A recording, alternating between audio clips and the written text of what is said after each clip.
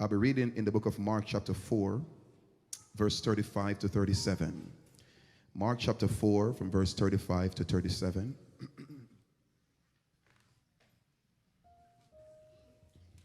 And today I will be challenging every one of you today, especially the fathers, especially the men that are father figures here today.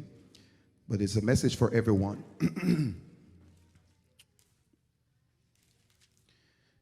This is nothing new, but it's very important that we reiterate certain lessons so that we may be able to survive in this life. Mark chapter 4, you may remain seated as we read Mark chapter 4, verse 35 to 37. If you find it, please say amen. Let's read together. 1, 2, read.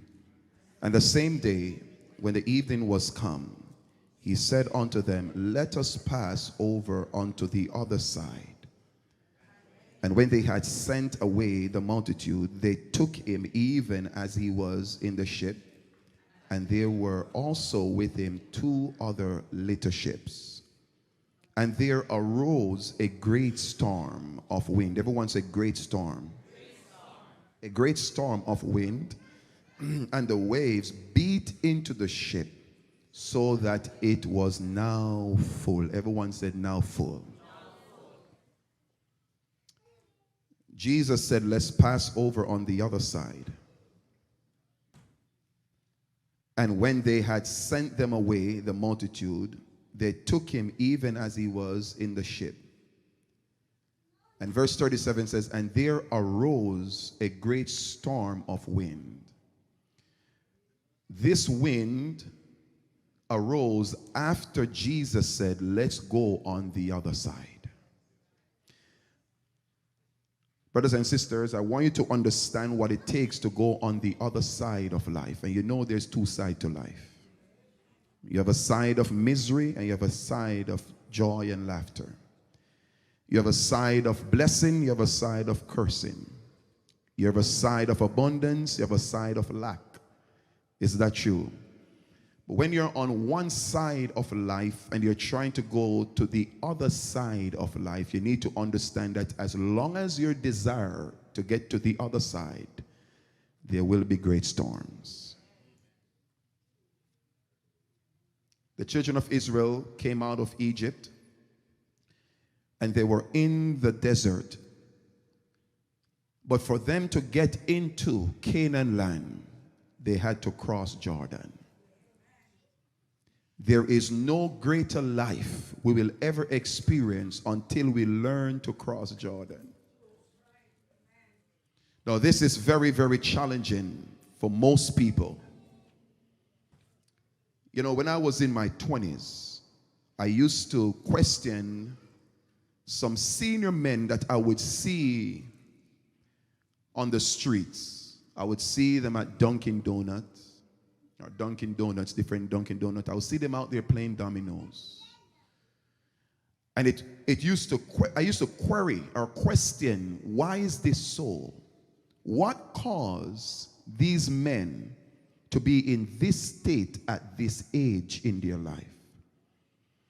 And the truth is, brothers and sisters, I was a little negative in my critiques. I used to criticize them in a negative way. I used to say things like, look how this man wastes his life. As to the reason, look at him at this position here. He's 55, 60 years old, and he's sitting with boys playing dominoes. Isn't there something better he could have been doing with his life? Have he laid up anything for his children's children? What have this man done to his life? What really caused him to be in this state?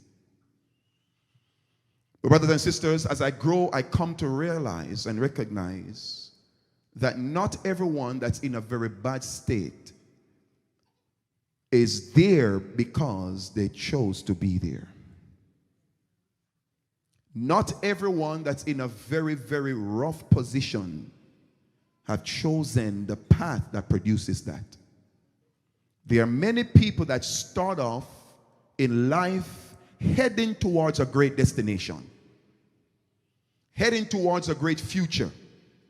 They start off school. And they even transitioned into universities. But somewhere in the interim, somewhere in the process, there was a storm. And that storm beats upon many lives until their life become full, where they say, I can't bear this anymore. As I grow, I begin to be less critical about people and the state that they're in. You see someone walking on the street and they look schizophrenic. They look like they lost their mind. Oh, my friend, you don't know what they have been through.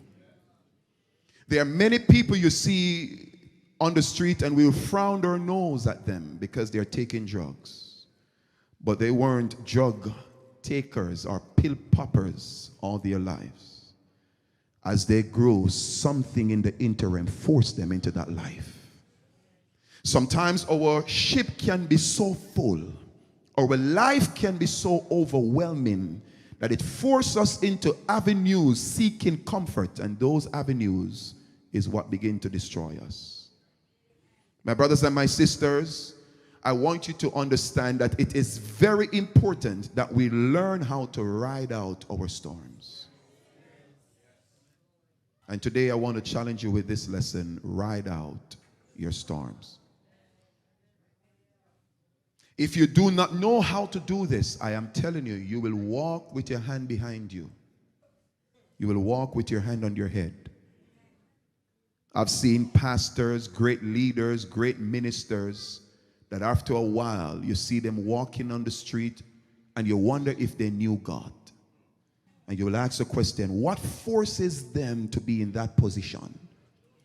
And if you only sit down with them at least an hour and begin to listen their testimony, you'll begin to cry for them. That's why as believers, we should not be too judgmental. Don't be too quick in judging the lives of people. I'm guilty of it. I used to be that way when I was younger. You will criticize even people that go to church, and you wonder, why is it they're in the state that they're in? But sometimes, brothers and sisters, the wind of life can blow you in the wrong place. Please, I'm saying this with a lot of compassion. You don't know like how they know what they have been through. But everyone start out in life trying to excel, to be great, to do good. That's why they went to school. But not everyone made it through the storms. And it's an inevitable act that every human being must pass through severe storms before you can ever be glorified. You can never rise to any greatness in life until you learn to weather storms.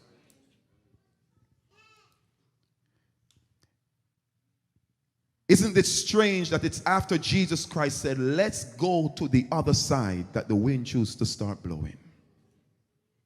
And most time, if you'll be honest with yourself, it's not until you start saying, I will be successful, before you start seeing heavy winds coming into your life. But when Jesus said, let's pass on the other side, the Bible said there arose a great storm. Now, I will let you know that it is God's will that you get to the other side of life. I will borrow from a well-known TV host by the name of Steve Harvey. Anybody here know him? Yes, you know him more than preachers, don't you?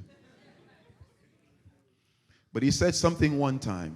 He said, I was poor and now I'm rich. That's the other side.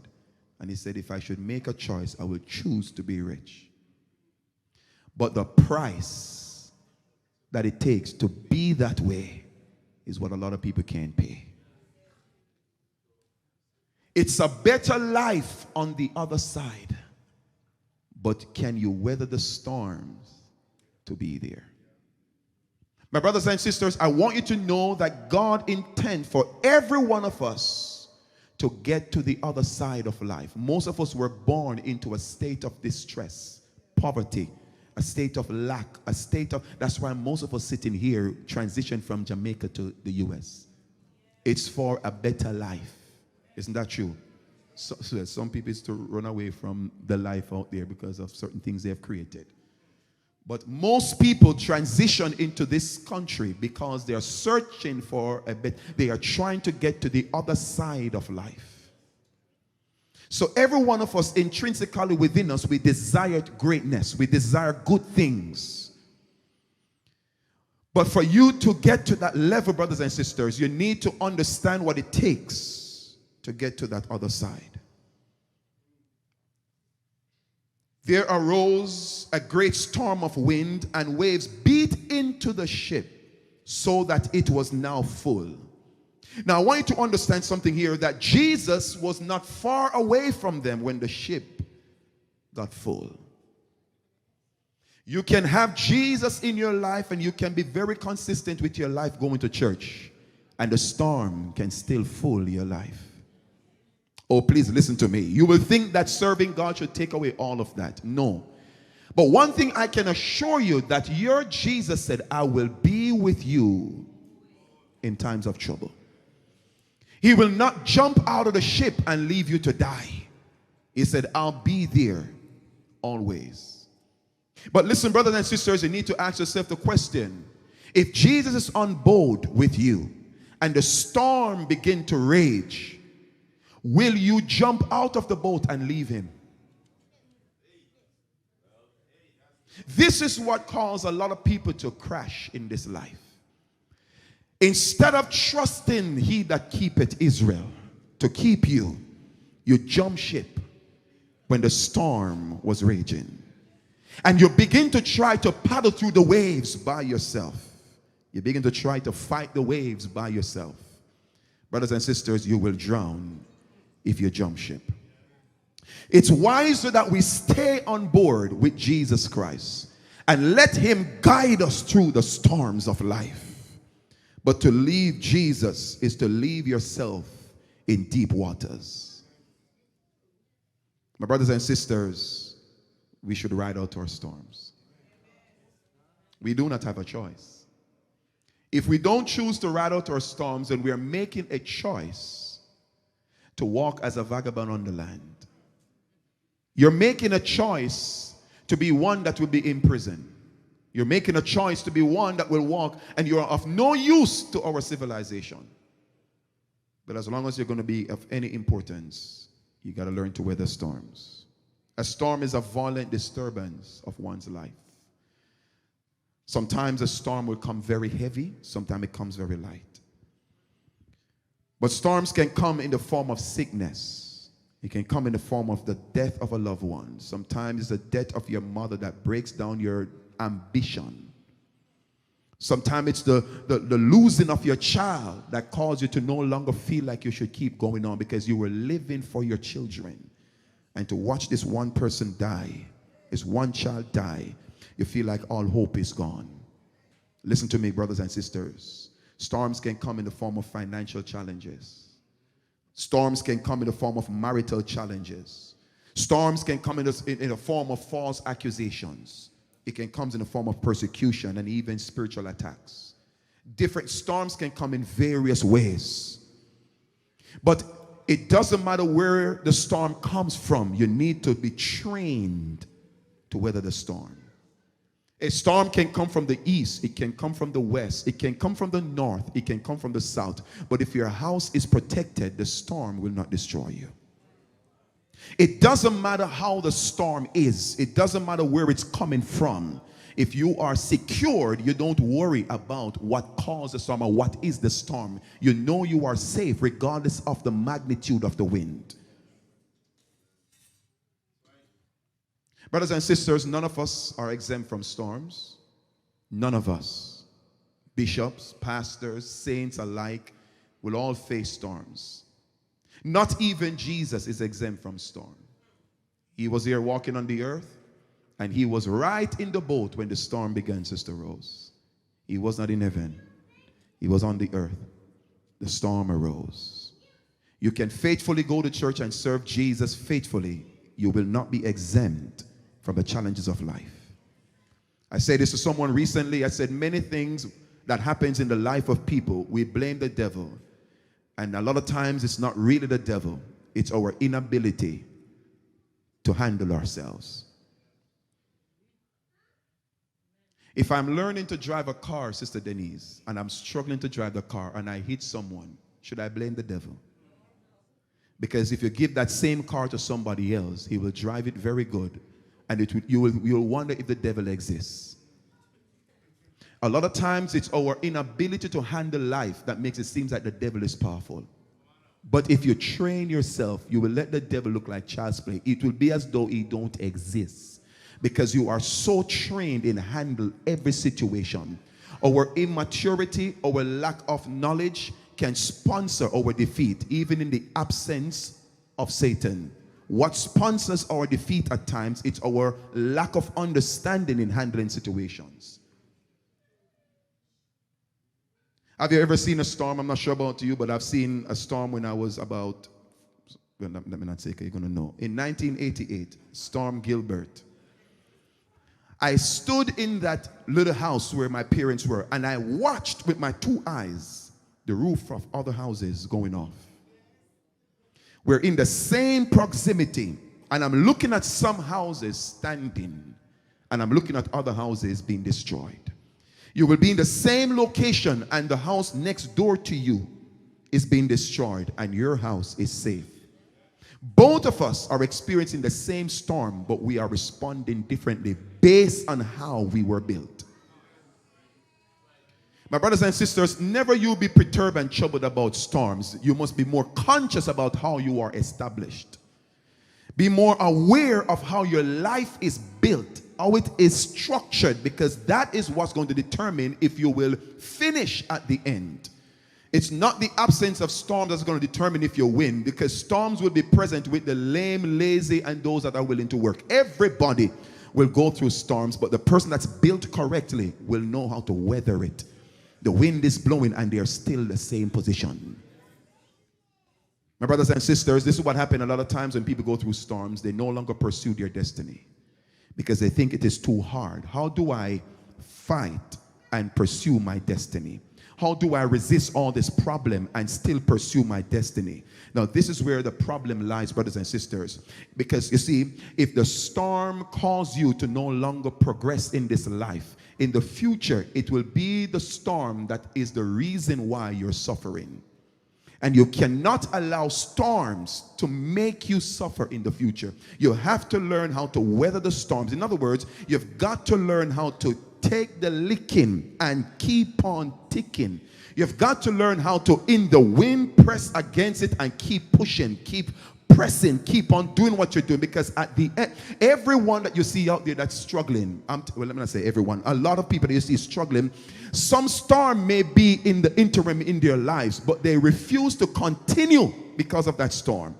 And as to the end, they reach to a state where they give up. And they said, I can't go any further.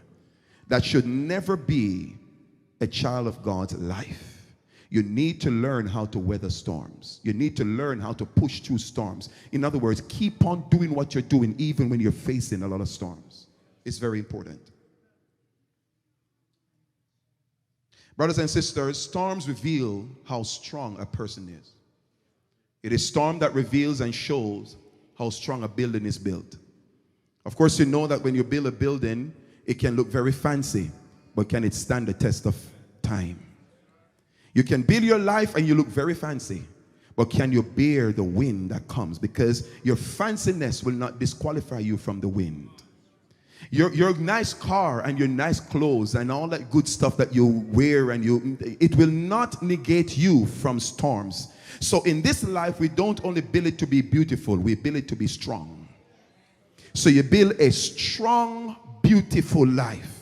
You're in this building right now, and let me see by the raising of your right hand, those that think that this property, this inside here looks beautiful. You think so? Good, I think so too. But if it's not built strong, the wind will blow away the beauty. In this life, you have to spend time in your quality of your life more than the little paint on the wall. Can't stop the storms. The fancy lights won't stop the storm. No. All these beautiful things that we put on ourselves, some of us, we spend quality time in the mirror trying to deck the body. Not realizing that with a handsome face, a pretty face, if the wind of life comes, that won't help you. Haven't you seen pretty girls killing themselves? Haven't you seen handsome guys committing suicide? Because when the storm comes, the prettiness don't save you. So you don't just live your life to look flashy and fancy. You have to build it with some level of stamina. You have to have some strength within you. So you're not a pretty dunce. You are pretty strong. You're not a pretty dunce. You are pretty strong. I'm not saying you shouldn't look good. I'm just saying you must look good and be strong. You need to know how to weather storms. Let me tell you, there's a difference when the wind is blowing and my hair is rooted than when I have on a wig. Oh, you see. You see, the wig may make me look a little more fancy. But when the wind begins to blow, you realize that there's no substance. And that's how life is. A lot of times we put on all these little things around us, and when pressure comes, we quit, we give up. It shows that you're not built with any stamina. Your life is not rooted in no integrity. You have no strength in what you're doing. Brothers and sisters, we need to be that strong that we are able to weather any storm that comes. Let the wind blow. My hair will just show that it is strong. It will remain on my head because it is rooted in my skull. Brothers and sisters, you've got to build God in your life and let him be rooted in you. So when the storm begins to blow, people will now know that you are a genuine Christian. You're not tossed to and fro with the winds of life. That's why I say that you ending up in a bad place should not be so if you're a child of God. I wouldn't have enough time to talk to you about how you really build your life to weather storms, because that's not really where I'm trying to head to. But there's a way how you build your life, brothers and sisters, that when those storms begin to blow, you can remain standing.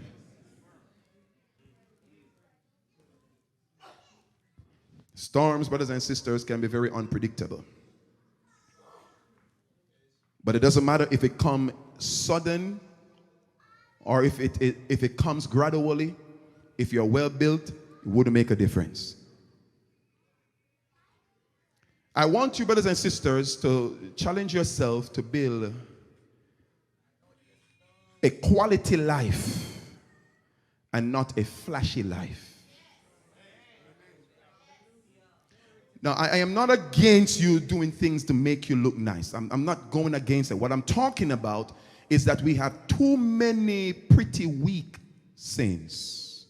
People that have on good suits. Many that can even preach very good, way better than I can. But when the storm hit their homes, they falter.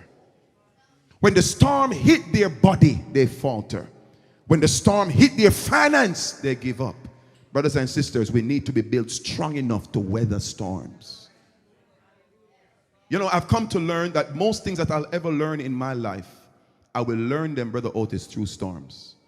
In this life, you don't learn only by hearing, but you also learn by experience. At times, it is a storm that's teaching us how to live. It's teaching us how to handle situations. The storm can be our greatest teacher. So don't forsake your storm or curse your storm. Just know that this storm is teaching you how to be. I'm running out of time. One of the places we experience the greatest storm is in the homes. Now let me speak timely to the fathers for a few minutes. I am fully aware that the Western world has done its fair share of damage to our fathers. Damaging their confidence, damaging their esteem, damaging their manhood or manhood. But my fellow brothers, listen to me carefully. Do not allow society to rape you or deprive you from your true identity. I am not in a rush in talking about this because I stand here to really help fathers now. There is a lot of pressure that is placed on men in our Western world. And it's forcing us to drop our identity and pick up the identity of women.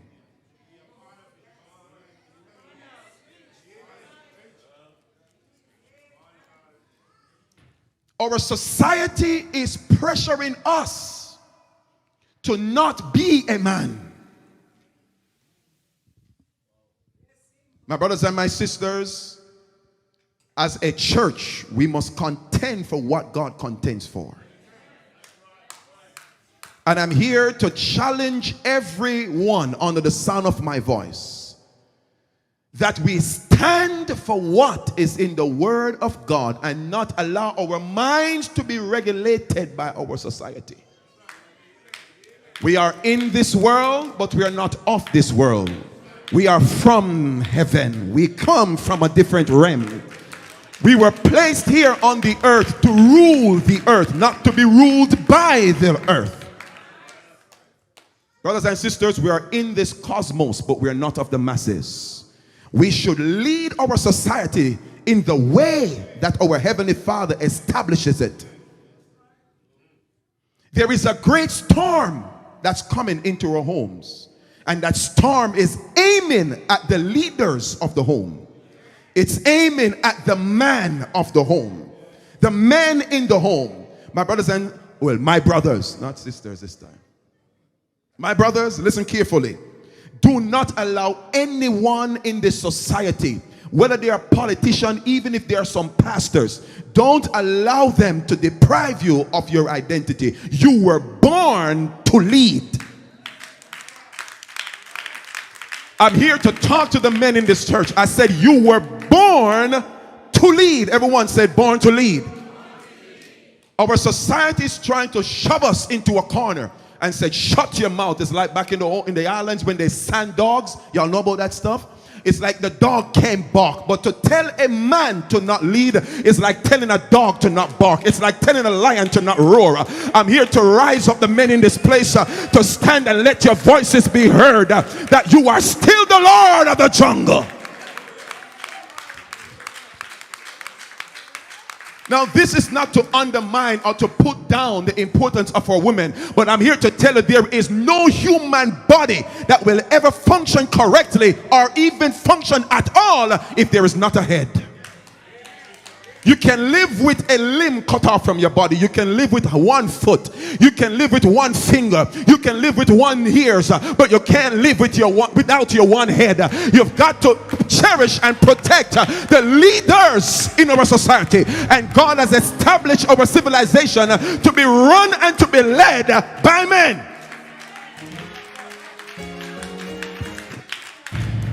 Now, I am not nervous in this church about the response of the ladies because we got good women in this place that have an understanding.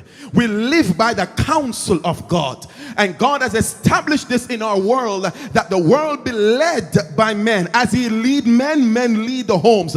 But in our generation, they're trying to make us into an image that we are not. No wonder why we're seeing so much declining in our homes and see everything, so many tragedies among our young people, among our teenagers, young women giving themselves to sexual immoralities. Why? Because the fathers are being badgered not to say anything. Brothers and sisters, we should stand and see to it that the men's voices are heard in our homes and in our society.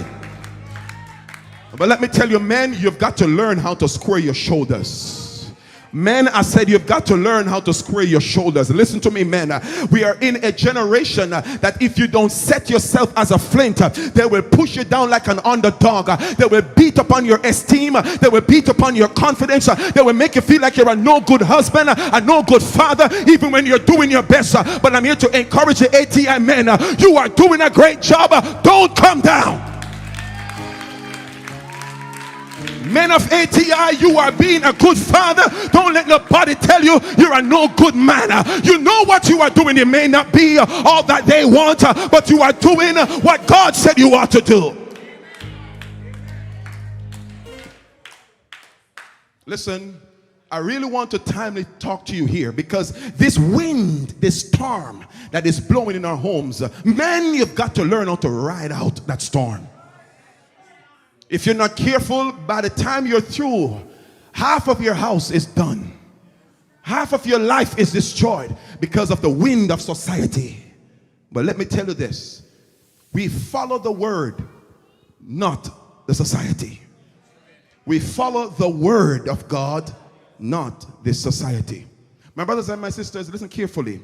There's a reason why there is a huge moral decline in our generation. It's because human beings stop follow the manuscript. The less we follow the creator of man, is the more you find yourself in tragedies. It's the more you find yourself being destroyed, because you've got to learn how to follow the creator of anything.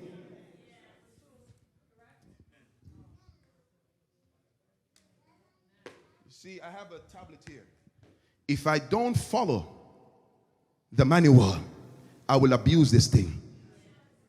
It will not even produce what it will not function the way how it's supposed to function, because I am ignorant as to how it should be done. But that's why everything you get in this life, you're given a manual. The manual is to teach you how to regulate the thing, how to function with the thing. God did not leave this earth without a manual. He did not bring us here and then say, listen, go figure it out by yourself. He allowed men to be inspired by himself. He put the information in men and give it to us as to how he wants a civilization to be run. But today we're seeing men that's trying to outdo the laws of God, ignoring the laws of God, and our society is telling us we don't have to follow no Bible, just follow your own instinct, just follow your own head. You will fall like a listen, let me be nice, let me not say you will fall, my brothers and sisters, if you don't follow the leader of our generation, the leader of our society. And I'm here to tell you, it's not a politician, it's your heavenly Father. Oh, did that now sound churchy? That sounds religious. But listen to me carefully. If we continue to ignore the word of God, we will always see a decline in our society. Listen carefully. We are living, brothers and sisters, in a world that's forcing men to just follow and not to lead. But friends, if you try to force a man to not lead, it's like forcing him to do something that he weren't designed to do. Every man was designed intrinsically by God to lead. And we force them to function out of their identity when you're telling them to not lead. Listen carefully. God lead men. Men lead women. Children follow the union. I'll say it again, just for those that want to throw a stone. God lead men. Men lead women. Children follow that union. If you allow God, if men allow God to lead them, and women allow men to lead them, you will always have a perfect home. Because it is structured by God that men lead their wives as God leads the man. Somebody say a while ago, show it to me in the Bible. No problem. In 1 Corinthians chapter 11 and verse 3, it says, but I would have you to know that the head of every man is Christ.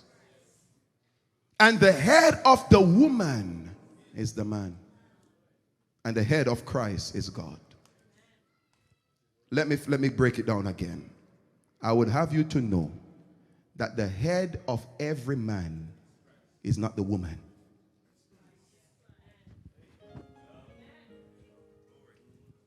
Brother Sheldon, thanks for helping me a while ago. That well kind of encouraged me. Let me tell you something. I have fun when I'm teaching on these things. Why? Because my confidence is not even in the response of anyone. It's in the Word of God. I'll give you the breakdown one more time.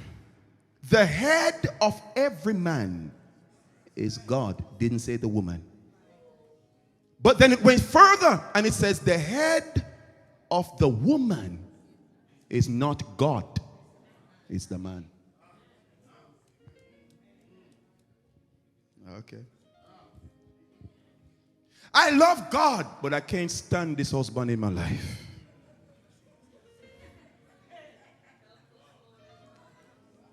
Let's go again, Sister Rose. The head of every man is God, Christ. But the head of the woman is the man. In our generation, we are forced, women are forced to no longer obey their husband, just obey God. That is totally disobeying God. All right. Brother Wilson, you gonna help me? Even if it's stone throw, just you know, you got my back already. Do I have any sisters that will help me? 1, 2, 3, 4. Oh, whew. I like this. Oh, you listen carefully, brothers and sisters. The first place we were designed to lead as men is the home. Not a church, not a school, not even in society. We're first designed to lead our homes.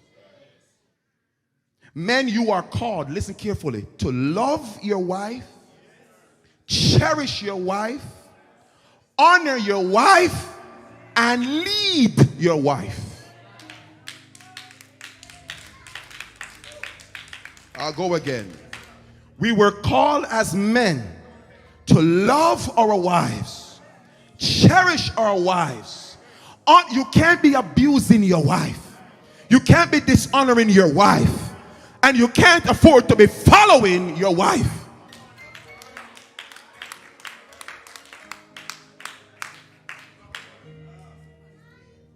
If we hate our wives, we don't cherish them. We don't treat them with love. My brothers and my sisters, listen carefully. We're out of the will of God. Is that true? If you dishonor your wife, treat her like garbage, you slap her, you beat her, you verbally abuse her, you're out of the will of God. But why is it if you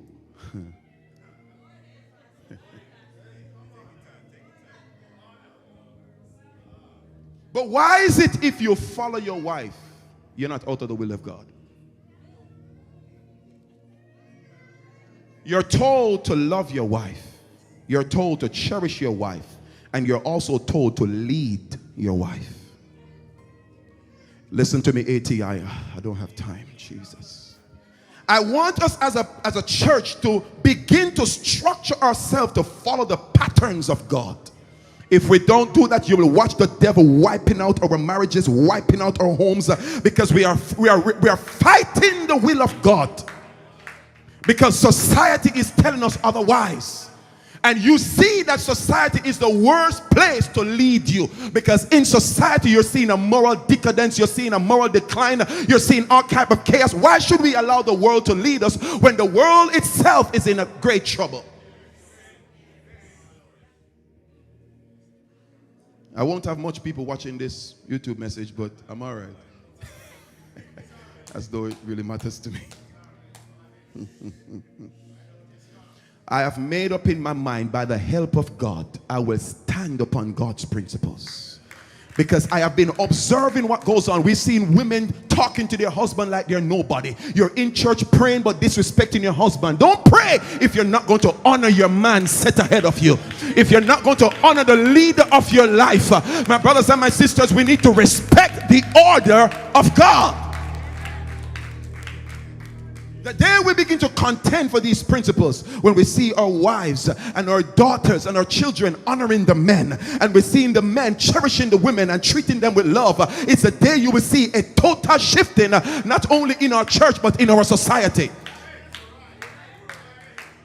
Men must be honored. Men must be respected. They must be treated that way. They must be talked to that way, and you will be in the will of God.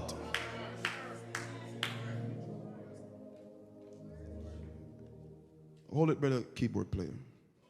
I don't want the sound to blow out what I'm saying.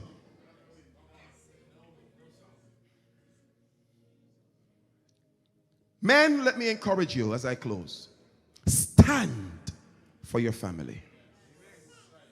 I don't care what wind is blowing. I said stand for your family. You may feel like you can't make it anymore. You may feel like you want to throw up. You may feel like all this disrespect and this dishonor and all these things that's happening to you, you feel like throwing in the towel and run away. No, no, no, no, no, no. If you run away from a situation, you leave with the spirit of the situation. Confront every challenge, every storm, and let the storm know that greater is he that is in you than he that is in this world. You've got to face these challenges and stay in the will of God. Any man that run away from their children, run away from their home, you're running away from the presence of God.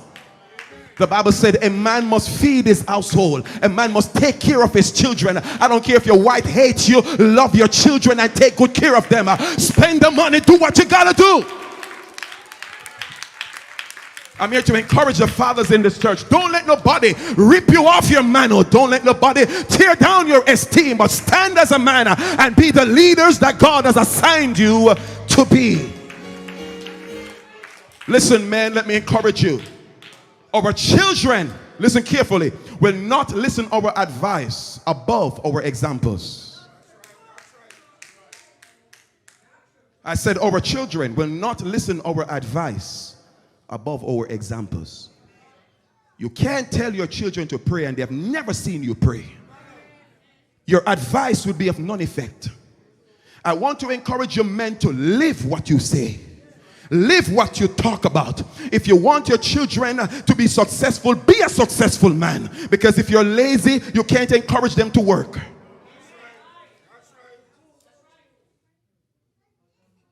Men, listen to me. You were born to lead. Lead.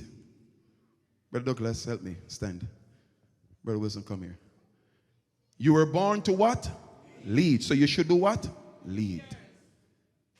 Stand with Brother Douglas. Listen to me. When you are leading, it has nothing to do with you being hostile, aggressive, to show manhood, show you got power. God said, I'm the ruler, so I'm going to rule.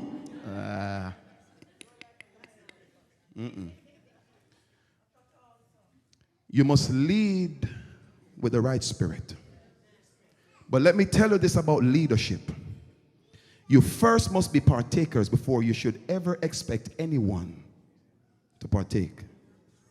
You must first learn to follow before you should expect anyone to follow you. That's why the law is established, beloved, that the head of every man is Christ, and the head of the woman is the man. Men need to learn how to follow Christ. And as you follow Christ, those that follows you must follow you. They do not have the rights to follow you if you don't follow Christ. So when you are leading, I want you guys to walk behind me. Line up and just walk behind me. And go wherever I go. All right? I'm leading. I stop, they stop. Men, in this life, if you allow problems to make you stop, you will stop your whole family. You're leading. Men, if you start going to church and stop going to church, don't send your kids to Sunday school. Because they will not listen to your advice over your examples. You have to do as you lead. It's not about saying, it's about doing. You want your children to be progressive, but every day you're turning on your bed like a door on its hinge. You want your kids to be wealthy, but you don't like wealth. Whatever you desire to see in them, be it. Whatever we desire to see, listen, what I desire to see happen in this church, I totally understand. I have to be it. If I want you to be wealthy, I cannot be poor. If I want you to be healthy, I can't be living in sickness. If I want you to be righteous, I have to be righteous, because for anyone to follow, you must lead. In other words, you first do what you want them to do. So as I'm walking and they're following, I want you to understand something, men, why we go through all that we go through. When you're leading, you will have to face all the blunders. Because sometimes now you're going to go through some rocky path in life. And watch, as I turn, I have to clear the way. I'm sorry to interrupt you guys. But as I'm clearing the way, can you guys stand a little bit? I know you got a baby, or push it back, whichever way. Now, watch me. Now, let me ask a question. Who faced the obstacle? Is it those that's following, or the one that's leading? You see why men go through all that they go through? Because they have to face the problems head on. You see what I'm saying? So they have to be clearing up the finance. They have to be clearing up all the challenges, the problems in front. Because they're clearing the way for their family. And they face the problems. But as they face the problems, they are making clearance for those that follow. So they will not know what you are going through, because all they're doing is just following. So when you stop because of a problem, they start criticizing you, because they don't know what's in front of you is heavy. So all they start doing is saying, that ain't going nowhere in life. I'm tired of this man. He's a worthless man. They don't know the pressure you're under. Why don't he lead? He's leading, but there's a hurdle in front of him. And sometimes it takes time. Sometimes it takes time for him to address these problems. Sometimes it's emotional problems. Sometimes it's mental problems. Watch me. Sometimes it is spiritual problems. Demonic attacks. And that man has to be working it out. And in that period of time, he may stall his whole family. But women keep following your man. Oh boy. If the man is walking with God, don't worry about the delay. There will be a resurrection morning. Joseph was delayed. I talked to you all about this last week. But overnight, he was a king or the governor over Egypt. Sometime as the man is working out his life with God, just stay with him. There are many of us, we begin to gaze on other people's life and walk away from the leader God set over you, and only to know that you jump out of pot and you jump into fire. Because you think that out there is better. You think that the grass on the other side is greener. Stay with your husband. Let him work it out. Sometime pat him on the shoulder and say, honey, what's going on? He will explain to you what he's struggling with. Pat me on the shoulder. Yes, son. So that's a good example, right? I'm not funny. Like far up. Sometimes instead of criticizing your leader, inquire what he's going through. Why is it where our life is stuck here? Honey, talk to me. Is everything okay? And because most men, they always want to exert their power. They don't like to look weak.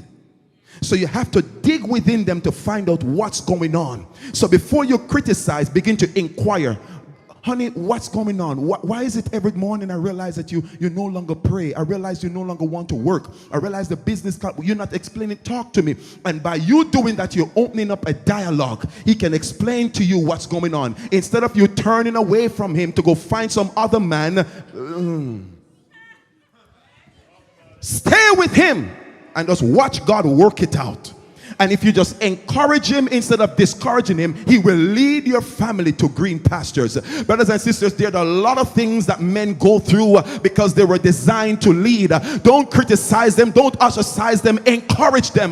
Motivate them. If you want a good home, encourage your leader. If you want a successful society, encourage the leader. Look at me, brothers and sisters. If he cleared the way, your way will be clear. If he's struggling, you will struggle. So don't destroy those that lead you.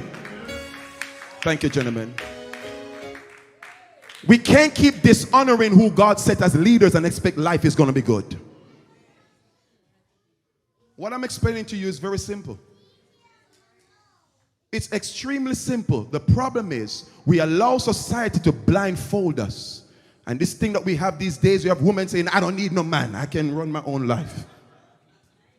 I don't need no man. I'll dare to tell you, I will not even try to live my life without a woman. No. Thank God the Lord has given us wisdom. It's not good for a man to be alone. Men, understand the relevance of a good woman in your life and cherish her and honor her and lead her. Be the example. You know, I wish I had more time, but I know there's a lot of things being prepared for you, men. I don't want to rob your food. But I really want you to understand. Men and women, listen to me carefully. If we don't stop allowing society to lead us, this is what I learned. Then you will always find God not leading us. Because you cannot have two masters. If you've got to tell society, I don't listen to you. I listen to what God said. And if you choose to listen to society, you're making a choice to not hear from God. Because you cannot have two masters. Two persons can't lead you. It's either what God said or what society says. In this life, if you have two persons leading you, you will be confused. Ladies, let me encourage you. Learn how to keep your man. Learn how to keep your husband. In this life, because many don't explain to you what they go through, you will tend to just criticize.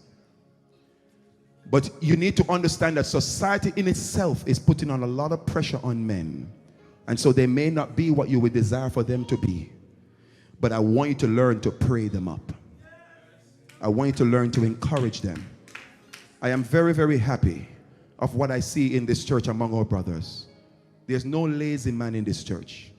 And if you're lazy, we're going to trouble you tonight in our prayers. You can't be lazy. And I don't care. I was encouraging a brother years ago. Listen, I'm through here. I was encouraging a brother years ago. He was going through a situation that was very rough in his family. And I said, my brother, it doesn't matter what. Please, I beg you this one thing. Don't run away. Meaning, don't shy away from the challenge. I said, keep going to church. I said, my brother, keep on praying. This thing was so severe that he could no longer work. His appetite for food went. He said, I don't even want to eat. I don't want to work. I said, boy, don't lose your job because of what you're going through. It was very rough. It was very tough. But I said, listen to me. If you're going to lead, you've got to learn to lead in agony. I said, stand. Brothers, listen to me. Before God gave you a woman, he gave you work. Check history. Eve did not come before God assign work to Adam. And work is not on the account of the fall. Work was given to Adam before they sinned. Which means whether you are righteous or not, you've got to learn to work. Listen. Before a woman shows up in our lives, God gives us work. So when the ladies show up in your life, if they choose to go out, keep on working. I know what I'm saying. I'm encouraging men here today. I've seen where situations happen and the whole drive of men get caught. And they no longer want to work. Let me tell you something. Men, if you choose to not work, you choose to cut off your life. Sometimes you got to work and cry, Sister Hauser. You're bleeding and working.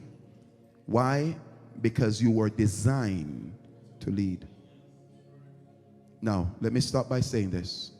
When you learn to work in the tough times, you're teaching your children how to work in tough times. You want your children to be strong? Let them see you weather the storm. You want your daughters and your sons to look at you and say, I know how to go through this. I remember mom when she was going through this. I remember my father, how he handled it. I remember when I looked at him crying, but every day I see him moving. You're training these little ones to function that way. So when their time comes, when they are going to go through the problems, you will help them to have memories They will be reminded of what dad went through and how he handled it, what mom went through and how she handled it. Because whether you know it or not, it doesn't matter how good of a road you pave for your children, they will face their storms. Men, let me stop by saying this to you. Don't prepare the future for your children. I said, do not prepare the future for your children. Prepare your children for the future. Because it doesn't matter what you have done, doesn't matter how many houses you left to them, they will have storms. But if you train them, they will learn how to handle the future. Listen to me. It's more important what you put in your children more than what you give your children. The strength you put in them, the courage you put in them, the tenacity you put in them, the wisdom you put in them by your actions is greater than the Mercedes-Benz that you give to them. I know many of us here would like to give good things to our children, but the greatest thing you can give them is a good life in you. Listen to me, men. We're going to do it. We're going to live the life that helps our children to be great children. I said we're going to live that life that helps our children to be great children. There are many of you sitting right here today. You can remember the days of the absence of your father. But I'm here to tell you, not because you have been through it, mean that you should give your children it. Not because you start off life suffering means that your children should suffer. You're not a good leader if you don't hand things down to your children. A good man leaves an inheritance for his children's children. What you work for now, men, begin to write wills. Begin to assign it over to your children from now. Don't be intimidated by their success. A good man lead his children to a great place. So whatever you accumulate today, fathers, don't let your children start where you start. Let them start where you finish. And if you can do this, you will enjoy the future when you look at the glory that's within your children. Fathers, be fathers indeed. I don't have enough time to go down in more scriptures to help you, but I just want to leave these few words that you stay strong and ride out your storms. Don't bend, don't buckle. I know you will cry, go ahead. It doesn't mean that you're a sissy if you cry. It doesn't mean that you are a woman if you get broken and even express the brokenness to somebody. Sometimes you got to express yourself to another brother. Wisdom teaches us not to express ourselves too much to women. If it's your wife, you can express yourself. If it's not your wife, you're not married, don't be expressing. Ladies, don't be expressing your emotions to another man. If it's not your father or your husband. Because whosoever you express yourself to can give you comfort and bring you in the wrong place. But men, look around you and see respectable men, and what you go through, sit down with them and say, I want to talk to you. What I'm going through is very tough. And I would just love for you just to talk. Sometimes you just want someone to hear you out. You don't want no counsel. You just want someone to hear you out. But it's very good that you express yourself and don't feel like you're being less of a man to express yourself to another brother. I am telling you how you're going to do this in order for you to weather your storms. Because if you don't train yourself, you will be like those other men that sits at Dunkin' Donut playing dominoes. Don't even know where their children is. Don't even care where they are. Why? Storms hit their life and they quiver, they buckle. But that will not be the portion of ATI men. Every man in this church will flourish like a palm tree. Every man in this church will be successful. Every man in this church will never faint in the days of battle. Brother Roland, lift your hand up. God is with you. Brother Otis, lift your hand up. God is with you. I'm here to tell all the brothers, lift your hand up. God is with you. Men of God, why don't you stand? Every brother that is married, every not married but you're a father, please stand. Just stand. And I want you, as you stand, to lift your right hand up.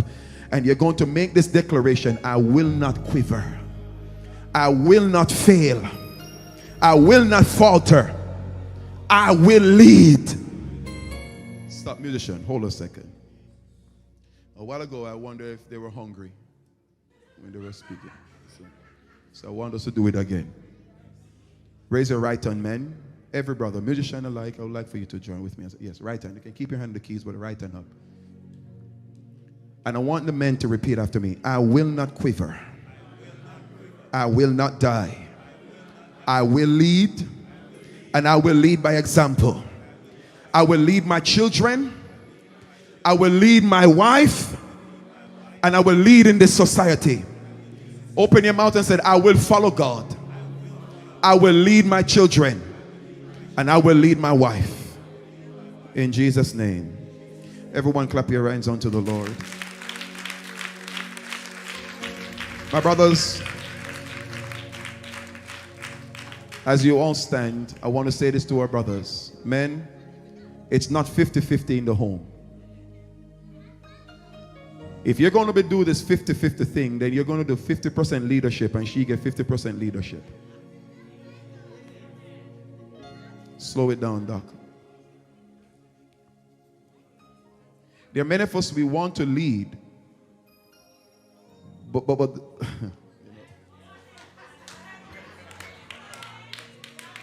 if you're going to be pressuring the lady to do what she was not designed to do, then you should expect her to pressure you to do your part.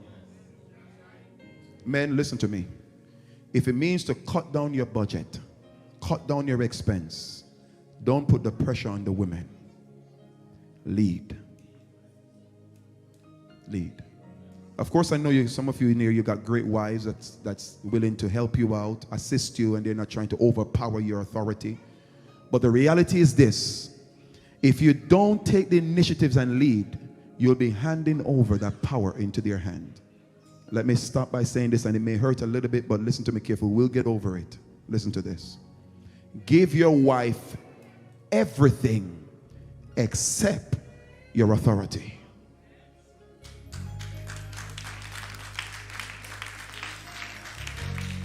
Brother Wilson, what did I say?